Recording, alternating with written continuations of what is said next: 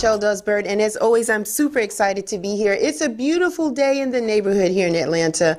Nice sunshine. It's probably about 48 degrees, 50 degrees here in the middle of February, and we are excited about the weather. Just a lot of different things going on. I just wanted to just interesting, just moving a lot more towards finances and understanding about investments and stock and paying attention to the market, and just some interesting things happening like the past week or so with this whole GameStop sensation that happened. A lot of people put a little bit of money in the market and walked away with thousands of dollars. And so, you know, the financial industry is not happy about that. It seems like as soon as we people of color start understanding how to get access to things, the rules of engagement start to change slightly. So I want you people to I want to encourage everybody to just pay attention to money matters, because that's what it's all about. We're waiting on Biden and Vice President Kamala Harris to really get that 1.9 trillion. I believe they signed that. Congress let it pass. So we're supposed to be getting another little bit of a stimulus check here soon. So we're looking forward to getting that. People have already got plans for it as soon as it comes in their deposit. So again, just pay attention to money, because money is what make the world go round. Today, I'm talking to some people that know a little bit about money. They're trying to pursue things. They are on the move. My topic today is millennials that are making moves. They are on the move, and I'm going to bring them in here in just a second. I just wanted to let everybody know, thank you for all the new listeners. We have people listening to us all the way across the pond, in the UK, up in Canada. We got people down in Puerto Rico. We're everywhere. So we're thankful for everybody that takes time to listen and check us out. Real Chicks Rock is all about creatively collaborating to connect and raise awareness regarding issues that impact women. And we do it by way of community service engagement, public speaking, mentoring, workshops, and the arts, this media platform. We really like this. We've been doing this for quite some time, and it allows us to talk about things that we feel that are important to us as women. And we use this to bridge the gap. And today is going to be bridging the gap, because checking out the demographics of the people who check out my show, they're about spanning from 35 to 55 years of age. 60% of that are women. The other 40% are men. So I just don't want people to think that men are left out. Men are checking us out too. We appreciate them weighing in on the topics and the discussions that we have.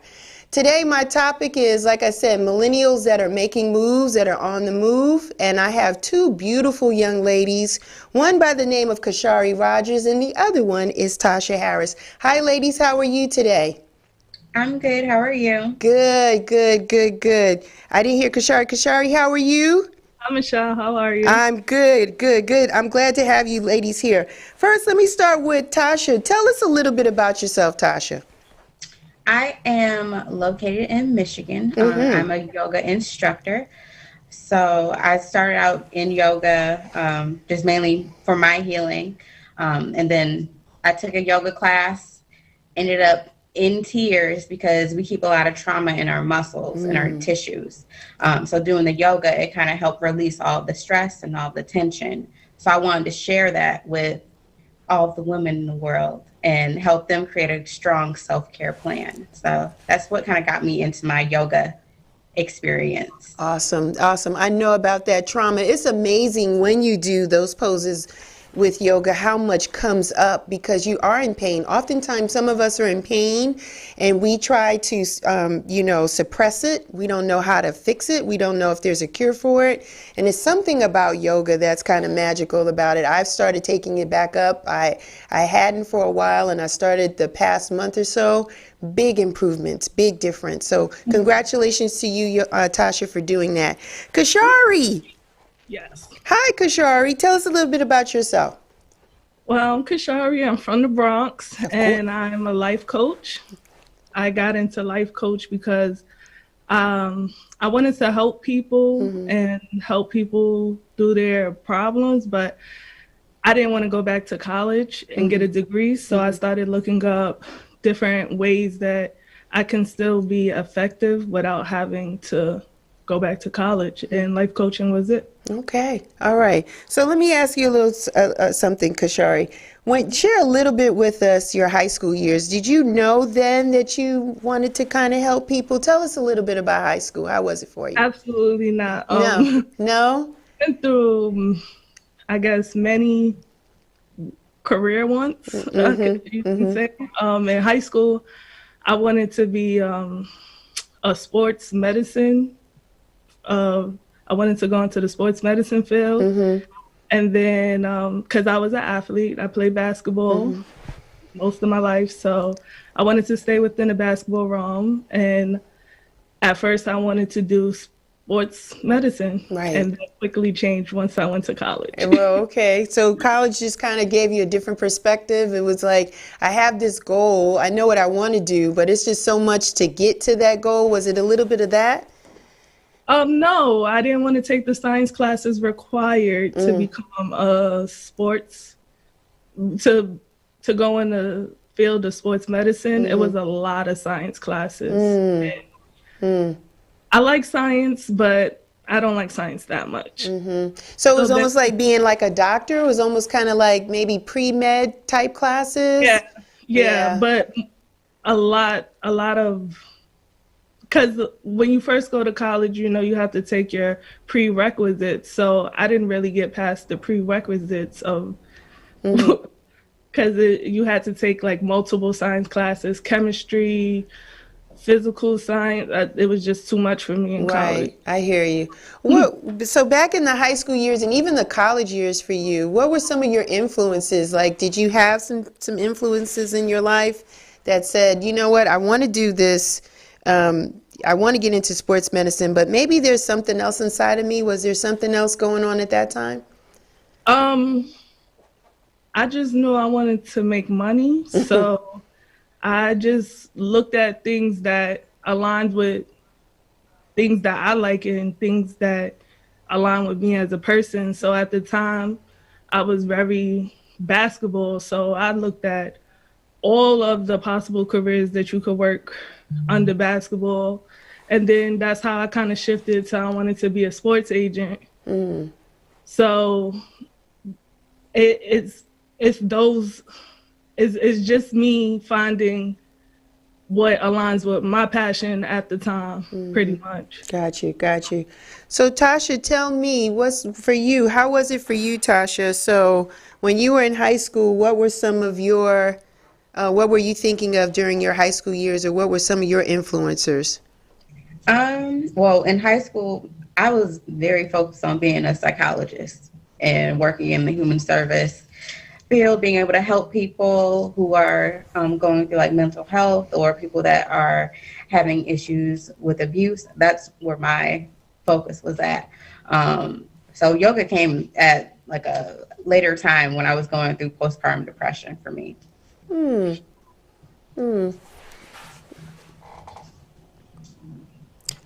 Tasha, what college did you attend, if you don't mind me asking? Where did you attend?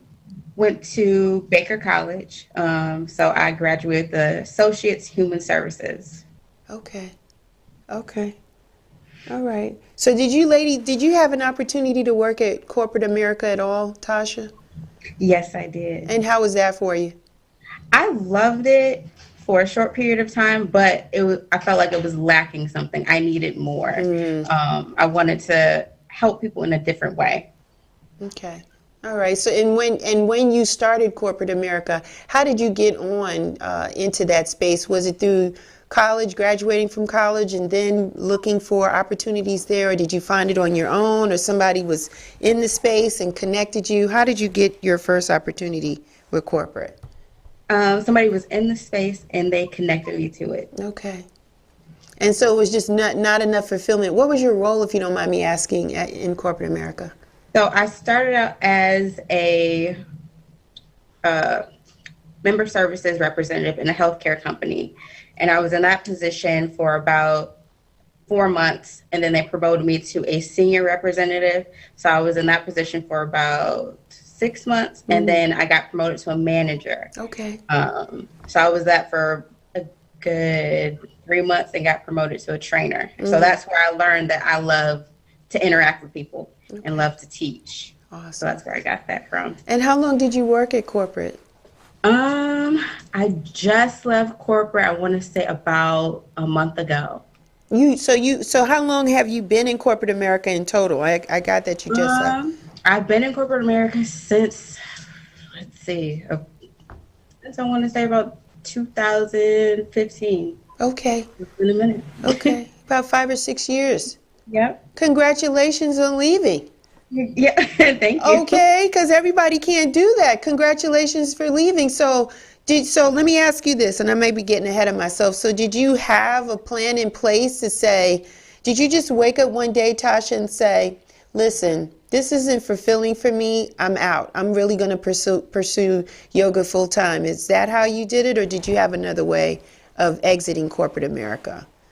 So I prepared myself. I had a plan. I knew that's what I wanted to do. I eventually wanted to leave because I wanted something that would make me, complete my healing process. Right. Be completely happy, be completely at peace.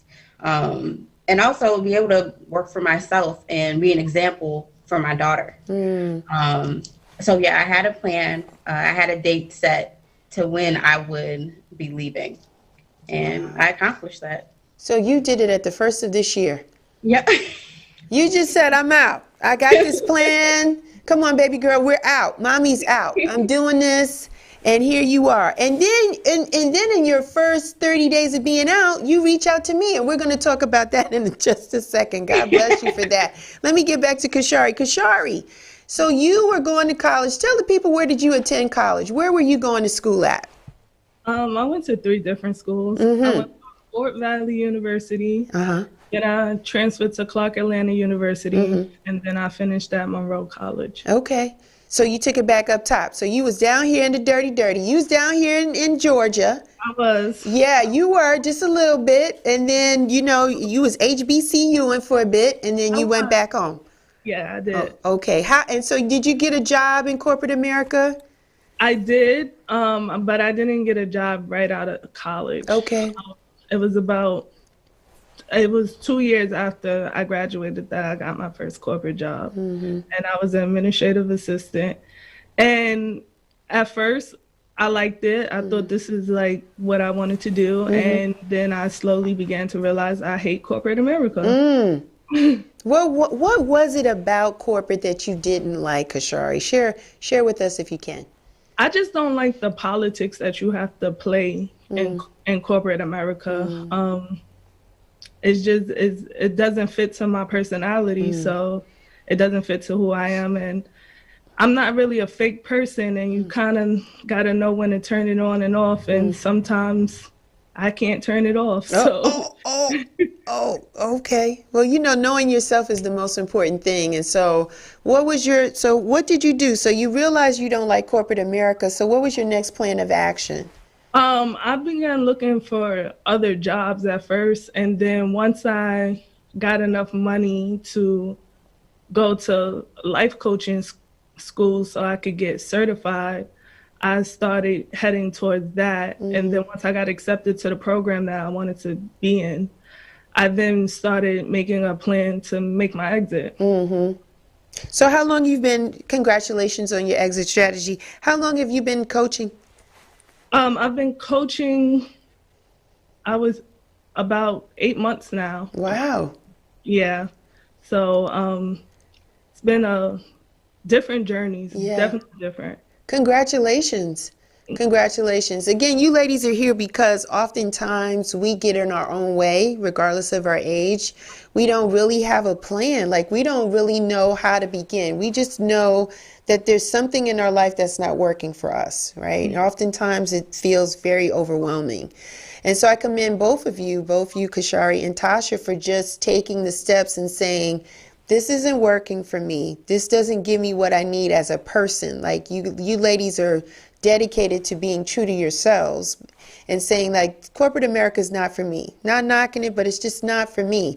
And you ladies came up with a plan to make sure you were able to come out and do what you want to do, which is this whole entrepreneurial space, right? So this is the thing. So let me talk to you ladies about this. I want to ask you this.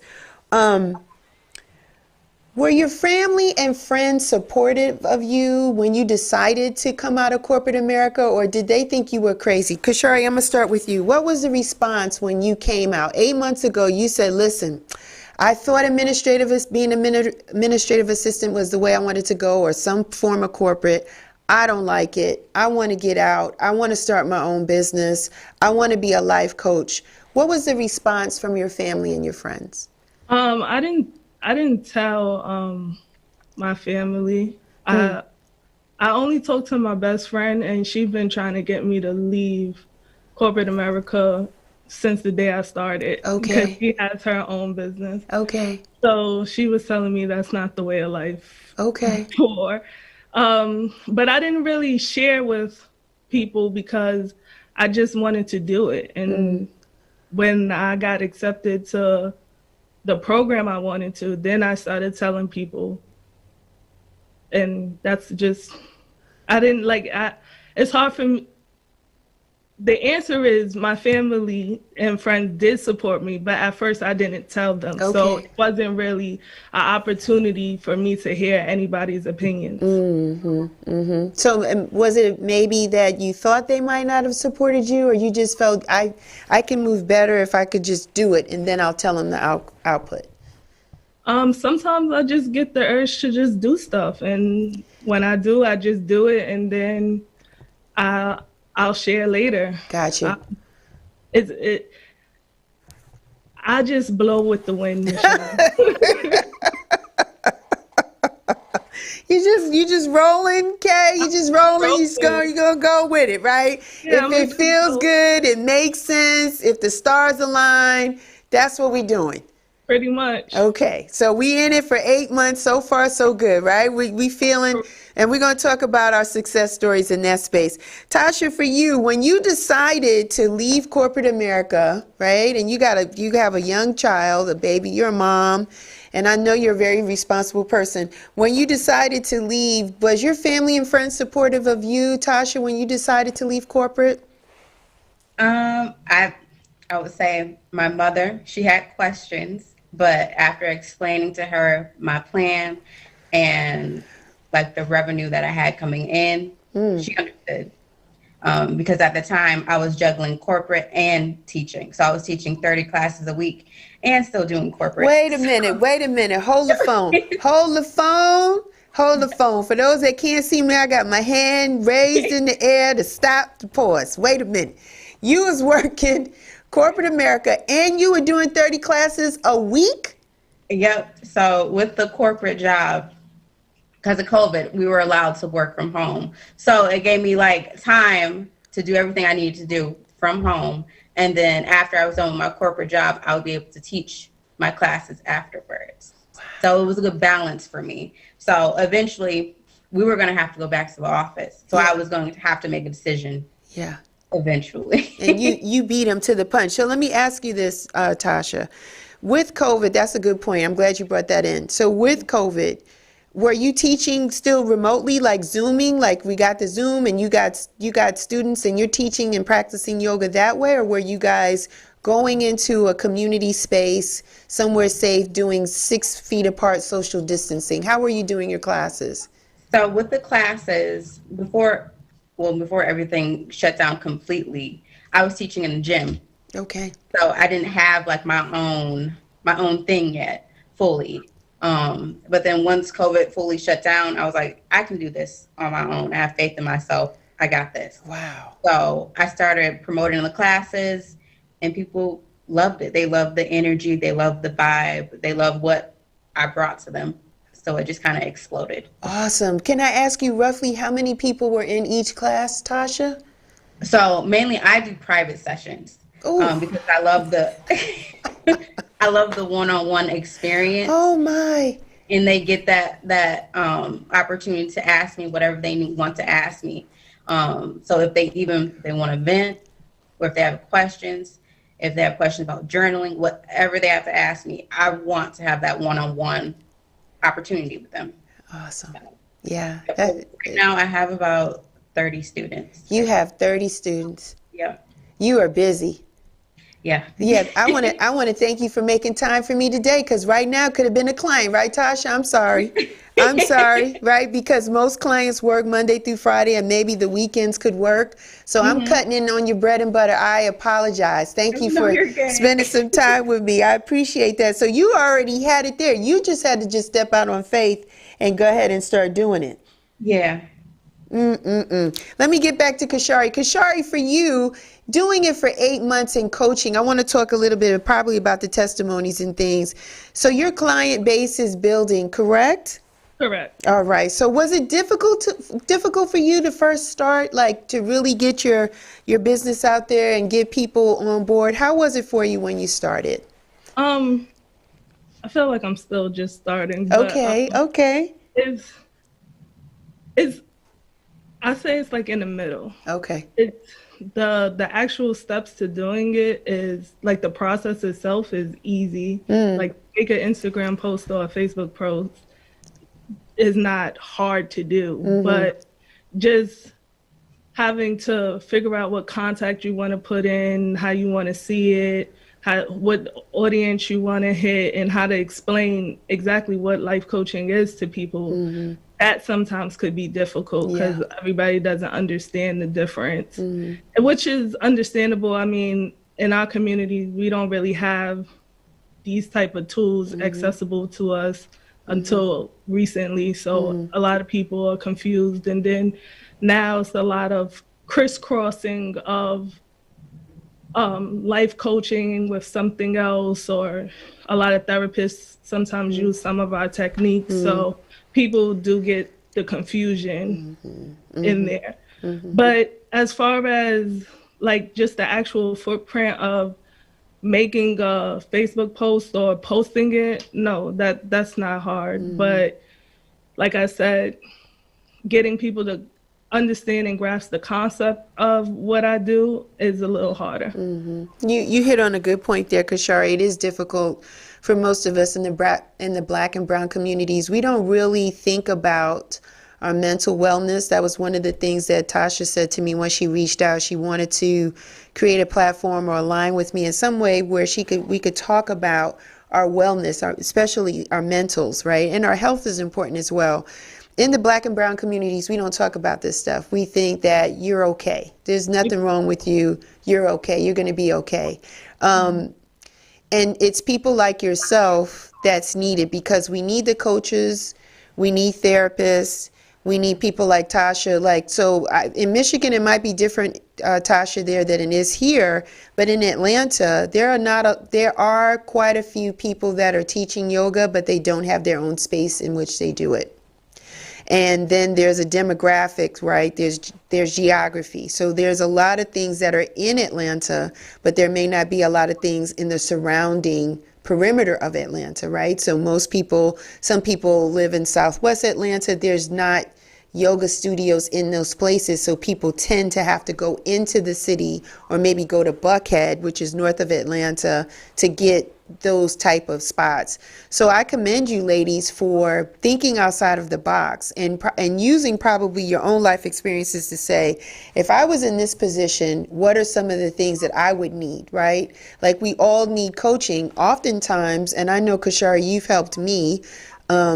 You've been with me from the beginning of Real Chicks Rock. Let me just put that out there. Kashari she knew when this was just an idea.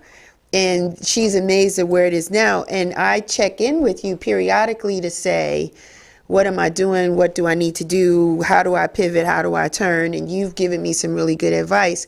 Has your business been able to grow, Kashari, based on word of mouth or references? Because it is a saturated market in a sense, right? Because one, we don't know. We don't understand what it is the power of having a coach is. And then we're not clear on what we can walk away with, right?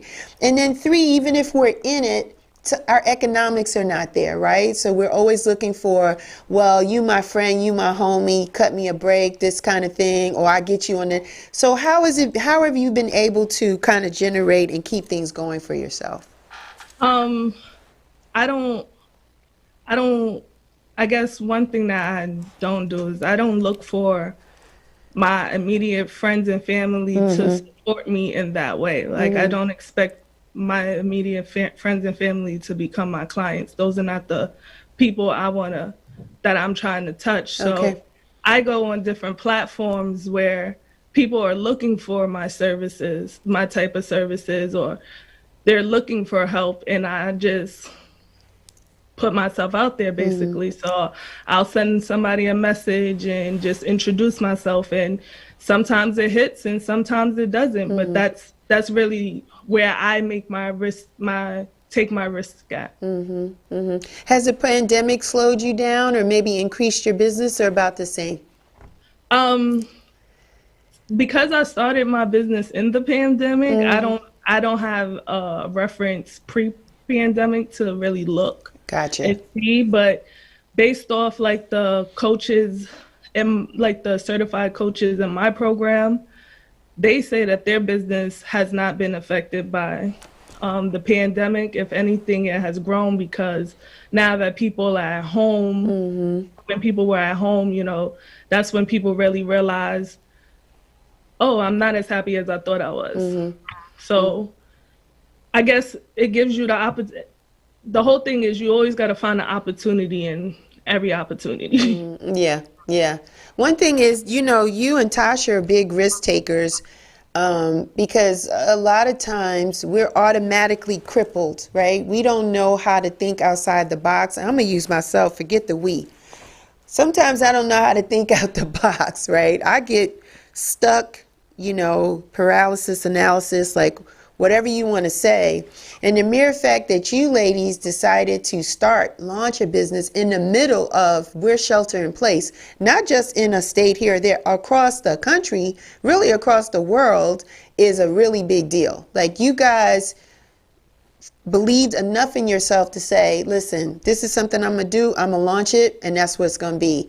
And I agree with you, Kashari. I think the response is there because we are home and we're trying to figure out, we're all working on what we should look like when we come out of this, right? So in 2020, we didn't really have a clear view of that because we had no idea. There was no sign of a vaccine. We just didn't know. It was like one day at a time. It was something about when we came in 2021.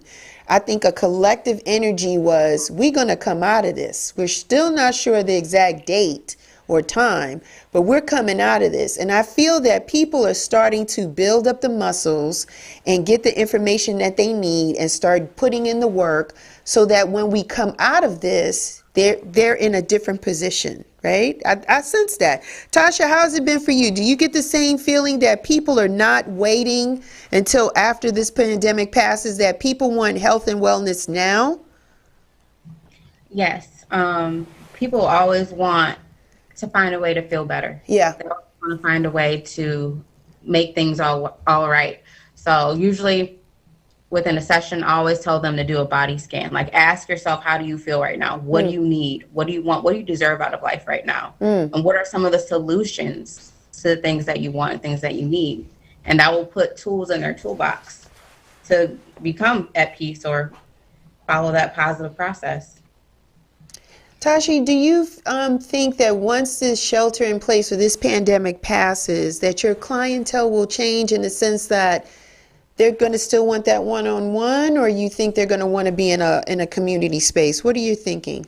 I look at it as they can get yoga from anybody. Right. They are buying the experience. They are buying like you. That is it. There is nobody like you. You are unique. You have a gift. And if they see that, they'll be loyal. Yeah, you're absolutely right. Because I used to play with it off and on, but in 2019, I had found a Black-owned and operated yoga studio that I went to 3 to 4 times a week for 6 months. And then I moved at the end of 2019, and then 2020, I was still focusing on settling in my new place, and then boom, the pandemic hit. And so there were some challenges in my health physically that I decided in December I was going to turn it around. And I reached out to one of the young ladies. So you are talking right. because I liked the way that she was teaching the class, and I had her number. We had a connection, and I reached out to her, and I was like, I really want to have yoga at home.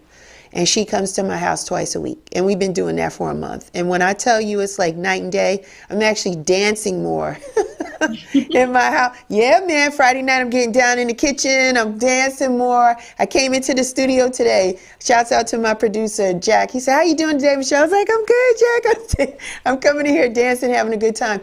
Because I realize that your health is your wealth, right? So regardless of what we're doing to secure the bag and chase this and get this coin and do all that, if we're not in a healthy state, whether that's our mind, body, soul, spirit, then it's all for nothing. So you're absolutely right, Tasha. I think that people will continue to pay for good service. Like you're presenting a product that people need to have. I want to ask you, Tasha, what would you say to somebody to encourage them to start their own business? What would you say to them? I would say when you start your own business, focus on what you love to do, because if it's what you love to do, it's going to be a fun but hard process. But you're going to enjoy that hard process because it's going to help you learn and be able to take on challenges that you would have not been able to take on before. So it's a learning process, I would say. Would you consider yourself a risk taker?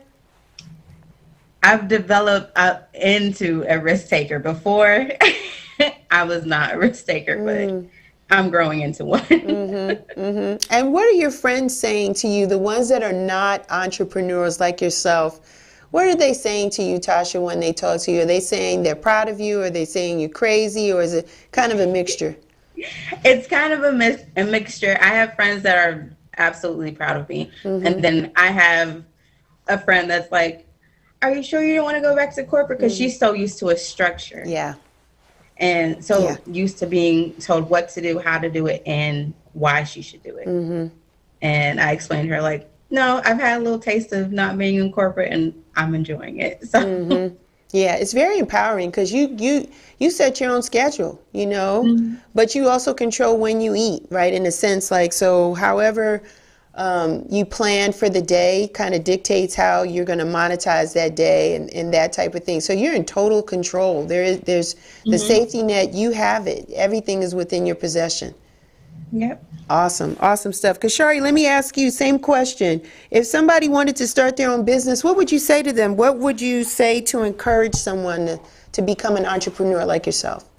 I would just tell them to really know themselves. Make sure that you're okay, like mentally, physically, and emotionally before starting anything, because even when you love something, it could turn into hate or, you know, just you really have to be prepared to really be by yourself. I mean, when you start a business, you're by yourself. Like, even if you have donors or somebody setting it up, nobody's as invested as you are because this is all you have. So make sure that you're ready for that pressure. As much as I'm enjoying it, you know, it's nothing wrong with people who work 9 to 5s or people who like to work jobs. Right.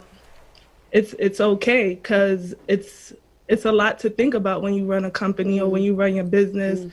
It's not just, oh, I can just focus on my job. Like, you're focusing on everybody's job. And in the beginning, you're doing everybody's job because unless you are blessed with fortunes in your bank account, you can't afford to get everything that you see these corporate companies pay for to make their business successful. You don't have the revenue yet. So you have to really make sure that you're ready to put in this footwork and understand that this is probably going to be the toughest job that you had so far in your life. You have people, how are your friends? Supporting, not supporting, a mixture of both?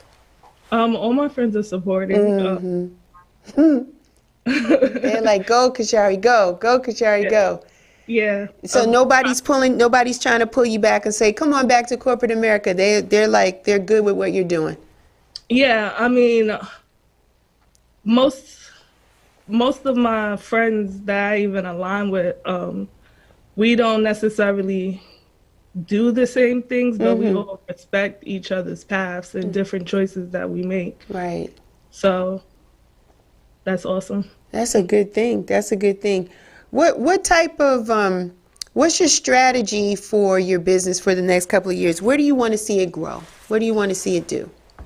I definitely want to see it help people, inspire people, just help let people know what they have already within them. You know, for example, you say I was there from the beginning of Real Chicks Rock, but I didn't put in any footwork as far as the actual business towards it. I just spoke to you and helped you pull out the ideas that you already have within yourself. Yeah. So that's why I want everybody else who comes in contact with my business or hears about my business to understand, like, I'm not doing anything for you except for helping you realize what's already inside of you. We all have the tools to be what we want to be in life. I think one thing you definitely possess, Kashari, is good listening skills. I think that in order to be a coach, you have to have the ability to listen. And the way that you have approached our conversations, you've been non-biased, right? So even though, I'm close to some very important people in your life, you talk to me like that really has no relevance. And so I really appreciate that. I think that's a very good skill that a coach needs to have, because oftentimes we're not sure because maybe we don't think people hear us in what we're saying. And so I think that's one attribute that you have that's going to really be really good for you in your position, in your business, is that you have excellent listening skills and you're able to translate that into what people need to do, actionable items for themselves. So that's what you've always given me, even way back, and we're talking 8 years ago, right? Long time ago when this came out, right? 7, 8 years ago, you were able to listen and take that and turn that around and give me actionable items. So for that, I thank you for that. That's an awesome thing. For you, Tasha, what can people expect from your business now that you got 30 clients and you doing them at home and teaching them downward facing dog and all that? What can they expect from your business, Tasha, going in the future for the rest of this year? Because you're just out the gate a month in. Yeah. So I just came out with the Goddess Journey program. That's a new program that I have where it's they get unlimited yoga classes and meditation, balancing of chakras. So mainly just building that program up to be something successful. And I'm having different yoga teachers come in that don't teach the style of yoga that I teach, so they can get a different experience with that as well. And also they'll have like nutritionists come in too to talk to them, and also have some meal planning in there. Nice. Let me ask you about the type of yoga that you teach. What is that? Is it like some really nice music? Are we yoga into some trap music? Is it what is it? What's going on? What are you doing that's different? What type of yoga are you teaching? So I do teach a yoga refresh, which is mainly like kind of like an Ashtanga basic beginner class, and then I teach a better sex yoga class, which is like a mixture of like vinyasa and just allowing you to bond and connect. And I also have a yoga after dark, which is a couples version. Ooh, yes, that's why you're getting the clients over there, Tosh. That's what we're doing over there. Is that right? So better sex. I've had some yogis on here before, and I'm gonna ask again. So I'm gonna say it because people in the back are not listening. So does can yoga help your sex life? What say you, Tasha? Yes. From personal experience, yes. Okay. Yes, let's set the record straight. Yes, get us together. So, yes, yoga can help with your intimacy and just your sexuality and all that good stuff. So you're teaching, you're vibrating in that space. That's why you're busy. Yeah. That's why you're busy. So the response has been good. Let me ask you this: have men been joining as well to your practices? How has that been with men? Couples classes. The couples classes. Yeah. I kind of keep it. I mainly teach the better sex to women. Okay. Yeah, I don't Okay. want to go left. Okay. So let me ask just a general question, nothing specific, but woman to woman, and again, Real Chicks Rock is all about the empowerment of women. So give us a gem. So when you're teaching this particular class, Tasha, what is our biggest obstacle that you see that women face, especially as you're trying to teach us and show us to be more comfortable with sex, our sexuality through yoga? What has been our biggest challenge in teaching and that you see while teaching us? Self-doubt. Self-doubt. They start to question themselves and start to get the negative thoughts in their head when they're doing the poses. I can't read their minds, but usually I'm saying positive affirmations throughout the session. So it brings them back to that positive space. So they're not having that self-doubt. And then at the end of the session, we talk about it. And they're like, you came right in with the positive affirmation when I needed it. So it's self-doubt and being able to build up that confidence and be comfortable in your skin and know that you can do the poses, whether you are whatever body type that you have. Yeah. Like, you got this. You got this. You know, that's, man, I'm telling you, the universe is working. I had this conversation with one of my dearest friends.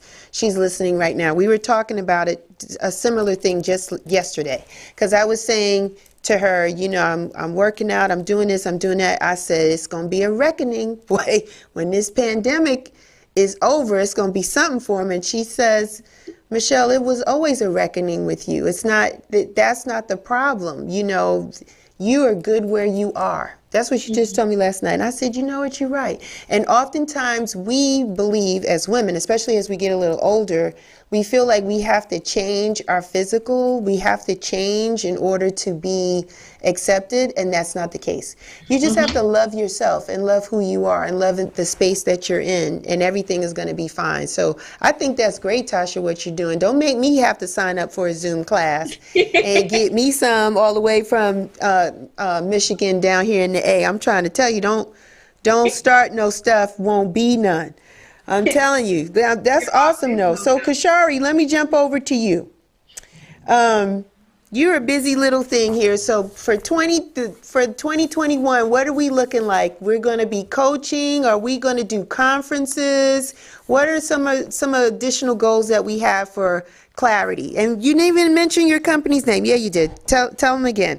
Clarity. Clarity with a K. With a K. I plan to be coaching. I like more of the one-on-one. I do coach couples, but I just feel like the intimacy of being one-on-one and or with a couple is more beneficial to me and the client. So I've definitely looked to do a lot of coaching, but I'm not opposed to a conference or two. Okay. That's good to know, because when we get a conference going, don't be afraid. Don't be surprised when I call you up to do something. Give people a gem today, Kashari, because I spoke of you in a very positive light because you've helped me from time to time. And I am an older person. I'm cute as a button for those that can't see, but I am an older person, old enough to be somebody's mom or two, right?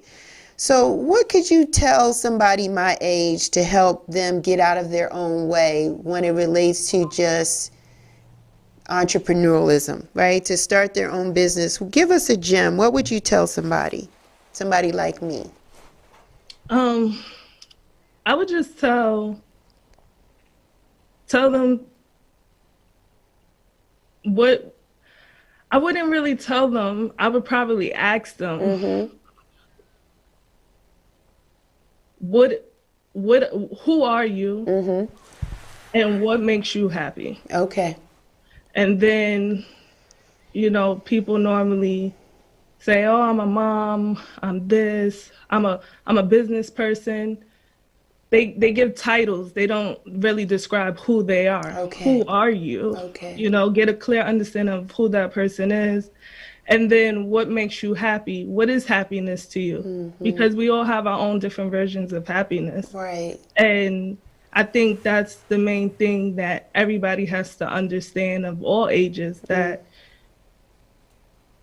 you have your own goals, your own life, your own sense of happiness.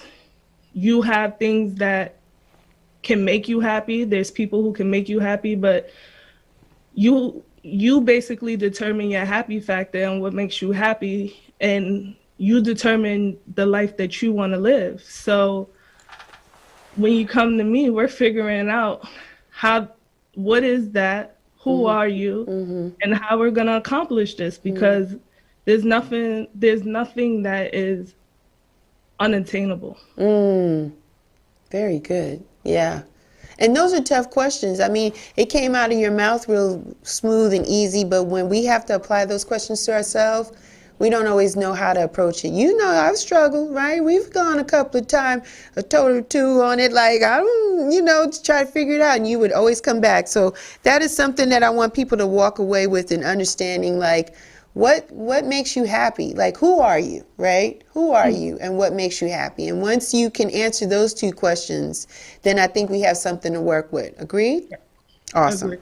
awesome.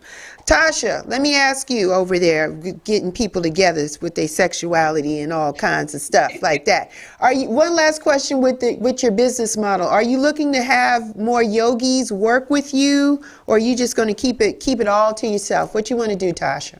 I would want more yogis to work with me, because there's enough of it to go around. So why not help other people too? That's how I look at it. Okay. Let me ask you a question. If your mom came to you today and said, I wanted to become an entrepreneur and start my own business, what would you tell your mom? What would you tell her to encourage her? I would say go for it.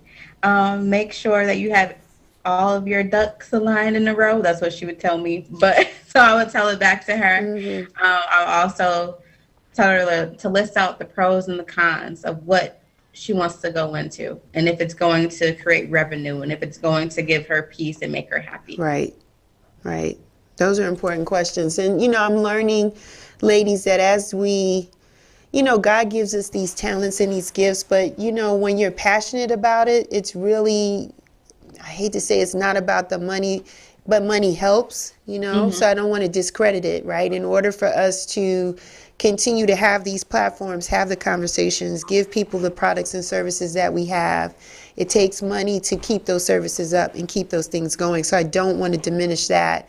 But I don't want people to come into the space just clearly for the money, right? Because people will sense that energy. People get that from you, and that's not what you want. You want to be able to connect with people and be authentic with them, because then it's a safe space, right? Even with yoga, even with coaching, people are vulnerable in those spaces. They're becoming transparent. They're telling you things or showing you things, or you're seeing things that their family doesn't even know anything about, right? So it becomes, it's almost like a sacred place, a special place, if you will. So I think it's awesome that you ladies are both committed to helping others, right? That's really the answer for today. It's really about being committed to helping other people, regardless of your age. You ladies, God bless you both, you ladies were able to take on the initiative sooner than later. Most of us wait until we're sick and tired, we have enough, had enough. Some of us never take the plunge at all because we don't know where to begin, or we don't think that we're qualified to do it. So today's conversation was really to encourage the masses, right? Anybody that has a dream or a purpose in life, like do not be bashful or shy about approaching it. You don't have to have all the answers in place. To Tasha's point, you got to have the foundation, To Kashari, you got to be able to listen to yourself, listen to other people that are going to support you, and you go ahead and you do it. Tasha, where can people find you? Well, before I get to that, what's next for you? You have any projects or anything going on? You're just going to continue to do this one-on-one? Do you have a goal of, like, instead of 30 people, maybe it's 45? Like, what are your goals, your quick goals? I hear you giggling. What are your goals? Do you got some projects? Yeah, definitely more. And definitely making the Goddess program bigger. But I definitely want more than 30, so probably 80. You're calling it the Goddess program? Is that what you called it? Goddess Journey program. Oh, snap. I got to check it out now. Now you got me, you know what I mean? You got me like, I got to check that out. Wow. Yeah, I'll send you the link. Please do. Thank you very much. And I want everybody to just know this. Tasha, this is the first time Tasha and I have had a conversation. Hi, Tasha. Hi. Tasha saw me, I guess, on Instagram or one of the platforms, right, Tasha? And you reached out and you said you wanted to work with me. Is that what it was? Yeah. Yeah. Yeah. Uh-huh. So for those people that think that people aren't watching you, they are. I've not met this young lady prior to today. I liked what she said when we reached out and I connected with her and I said, come on, let's be on the show. And I think we're going to do some things in the future for sure. But I just want to encourage people, whatever you're doing, keep doing, because people are watching, people are gravitating to it, people want to be a part of it. Don't give up. Tasha, how can the people find you? They can go to my website, bendwithtasha.com. Instagram is Bend with Tasha, and Facebook is Bend with Tasha. Just bending with Tasha. That's what we doing. We bending with Tasha. Kashari Rogers, what's next for you? You got some projects or some things on the in the pipeline? What's happening over there? I'm just looking into different ways to better my business. In the future, plan to make an app. I have an app in mind in my head that I need to just put on paper. But until then, just coaching and working with anybody that aligns with clarity. There goes that clarity with a K. How can the people find you, Clarity? Come on. How can they find you? My website is clarity.online. My Instagram is clarity.llc. And for direct access, my Gmail is clarityllc@gmail.com. I think it's awesome. I think that having an app is the way to go. I'm looking at trying to have an app myself. We're going to talk about it offline. But I want to, it's just trying to find the right people to do it. But I think being mobile is the way to go. And so that's absolutely a very good thing. So congratulations to you on that. I just want to shout out the people that are leaning in and listening. They're your family. They're my family too, right? They're listening.